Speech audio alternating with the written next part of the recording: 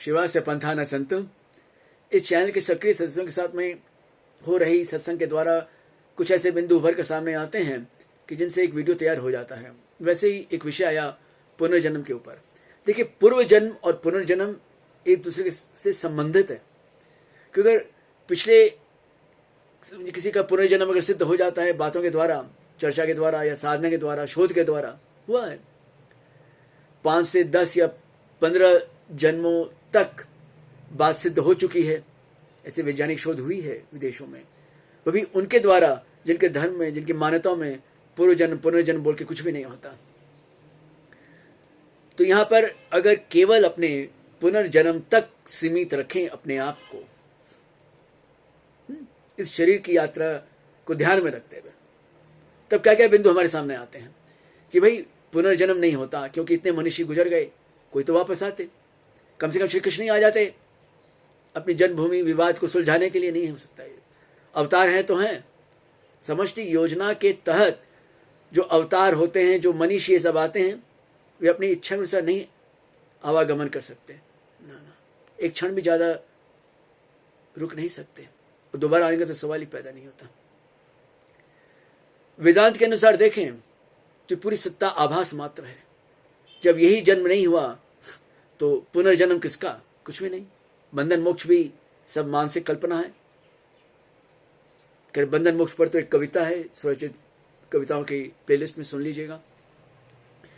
यहां पर इतना ही है कि जो साधना की ऊंची अवस्थाओं तक नहीं पहुंच पाए, पर उनको साधना के पथ पर चलना अच्छा लगा, चल भी रहे हैं, साधक भी हैं, और शरीर छूटता है, तो वे आते भी हैं दोबारा तो अच्छी अवस्था में ही आएंगे, मतलब समझदारी वाली अवस्था में आएंगे, मूढ़ा अवस्था में नहीं आएंगे।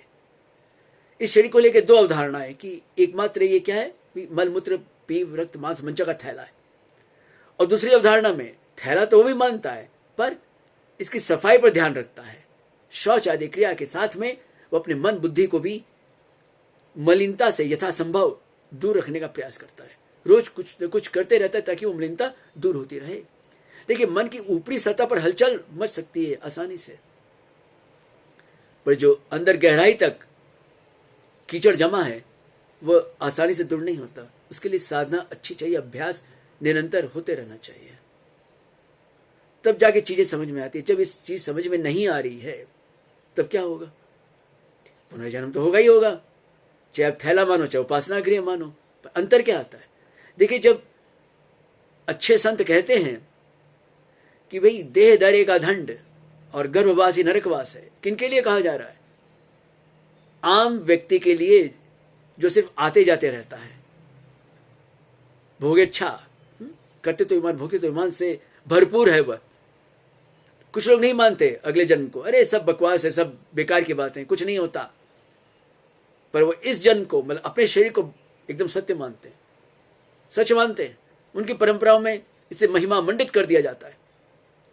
अब पुनर्जन्म को लेकर भक्ति संप्रदायों ने कुछ ऐसी अवधारणाएं और संस्थाओं ने कुछ ऐसी खिचड़ी बना दी विचारों की, तो एक आम व्यक्ति समझ नहीं पाता, समझ में उसके आता ही नहीं है कि मामला क्या है।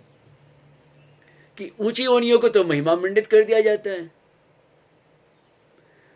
जिन्होंने भी अपने शास्त्रों का अच्छी तरह अध्ययन किया है, कथा साहित्य का भी, वहां पर कई ऐसे पशु पक्षियों के उदाहरण मिलते हैं जिससे पता चल जाता है कि नहीं,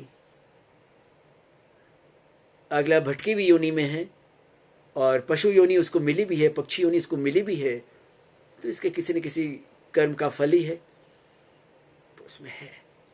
ज्ञान वाली बात है, ज्ञान भक्ति वैराग्य की त्रिपुटी में है, वो उपस्थित नहीं हो पाया। कुछ ऐसी अंत समय में कामना या वासनाएं जो भी कहें हावी हो गई, कोई बात नहीं, समझ में आ जाती है बात। कम से कम साधना की ओर पहला कदम तो बढ़ाइए ताकि ये सब चीजें पकड़ में आने लग जाए, और अपने आप को शेष मत समझिए कि मनुष्य हैं तो बहुत क्या हो गए। ना ना, अरे मनुष्य का मतलब क्या? मननाथ यदि मनुष्य।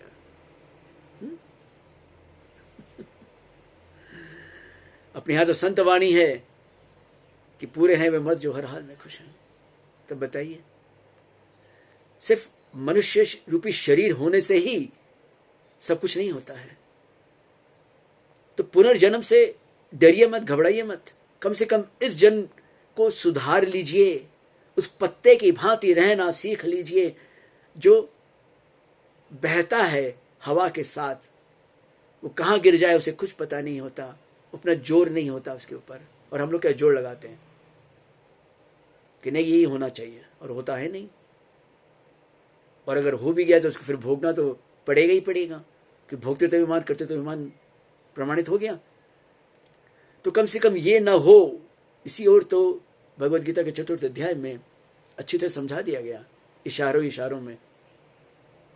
खैर उस पर तो अलग से प्लेलिस्ट है, उसमें 4th अध्याय वाली वीडियो आप सुन लीजिएगा। यहां पर इतना ही है कि भाई पुनर्जन्म से घबराइए मत, कम से कम ये जन्म सुधार लीजिए।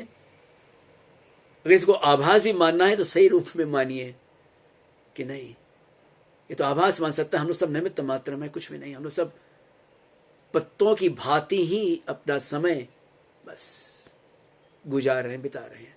हालांकि समय भी एक कल्पना है, दूसरे को देखकर अनुभव होता है कि ये समय बीत रहा है या कुछ भी है।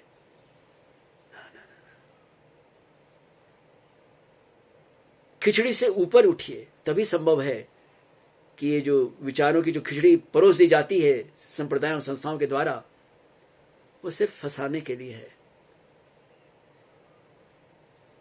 अपने को पूजित करवाने की चाल मात्र है। इसके लिए ग्रंथों का सहारा, अवतारों का सहारा और न जाने क्या क्या सहारे लिए जाते हैं। तो ये कह देना कि होता ही नहीं, तो भाई आप अपने आप को मानते हो कि नहीं मानते हो, ये जन्म माना है कि नहीं माना। अगर माना है तो अगला जन्म भी होते ही रहेगा आपका, क्यों घबरा रहे हो। और शोध तो उन लोगों के द्वारा हुई है जिनके मान्यता ही नहीं है इन सब चीजों की, उनके धर्म में।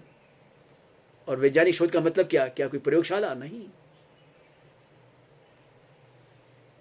पाश्चात्य देशों में जो प्राय का शोध हुई है, अधिकांश देखें आप, अगर आप ठीक से रुचि वाले हों इस मामले में, तो पुनर्जन्म को लेकर कम और पूर्व जन्म को लेकर ज्यादा हुई है। कोई आसान पद्धति है, विचारों के आधार पर, उसकी यादों के आधार पर उसको पीछे की ओर ले जाया जाता है। जन्मांतर की यात्रा वो शुरू कर देता है व्यक्ति विशेष, और फिर इसकी जांच होती है कि सूचनाएं जो ये दे रहा है सही है कि नहीं है। अधिकांश मामलों में सूचनाएं सही निकली तो ठीक है, कोई बात नहीं। अगर आज से कोई 15 जन्म पूर्व की बात सुना रहे हैं तो ये जन्म क्या हुआ, पुनर्जन्म ही तो हुआ। अगर आपको अपने हिसाब से, अपने तरीके से आगे की यात्राओं के बारे में जानना है, उसके अनुसार पहले तैयारी तो कीजिए। इस जन्म के बारे में, इस शरीर के बारे में अपनी धारणा को निश्चित करिए और जानकारों के साथ में सत्संग करिए, तब समझ में आएगा कि नहीं बात सही है। क्या घबराना है। कहना बहुत आसान है कि जन्म नहीं हुआ, पर उस पर टिक पाना कठिन है। अभ्यास तो कीजिए, तब पूर्व जन्म भी समझ में आ जाएगा, पुनर्जन्म भी समझ में आ जाएगा। हम डरना भूल जाएंगे कि ठीक है भाई, आएंगे तो आएंगे, देखा जाएगा क्या है, अच्छी स्थिति में ही आएंगे। और अगर कर्मजन्य कोई नीची योनियां मिल भी गई तो कोई बात नहीं है, रहेंगे तो उस तत्व के सानिध्य में ही।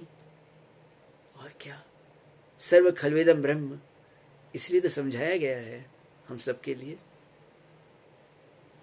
करना क्या है वो तो आपके ऊपर है।